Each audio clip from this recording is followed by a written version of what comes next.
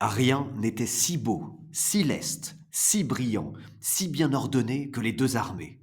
Les trompettes, les fifres, les hautbois, les tambours, les canons formaient une harmonie telle qu'il n'y en eut jamais en enfer.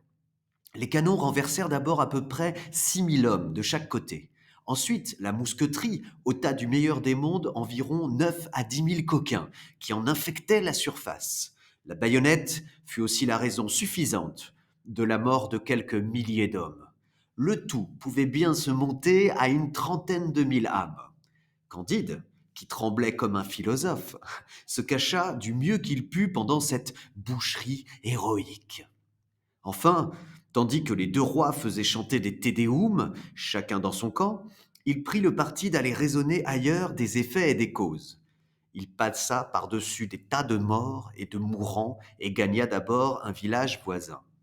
Il était en cendres. C'était un village à Bar que les Bulgares avaient brûlé selon les lois du droit public. Ici, des vieillards, criblés de coups, regardaient mourir leurs femmes égorgées qui tenaient leurs enfants à leurs mamelles sanglantes. Là, des filles éventrées, après avoir assouvi les besoins naturels de quelques héros, rendaient les derniers soupirs. D'autres, à demi brûlés, criaient qu'on achevât de leur donner la mort.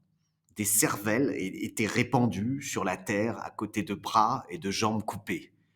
Candide s'enfuit, au plus vite, dans un autre village. Il appartenait à des Bulgares, et des héros avares l'avaient traité d'eux-mêmes. Candide, toujours marchant sur des membres palpitants, à travers des ruines, arriva enfin hors du théâtre de la guerre, portant quelques petites provisions dans son bissac, et n'oubliant jamais mademoiselle Cunégonde.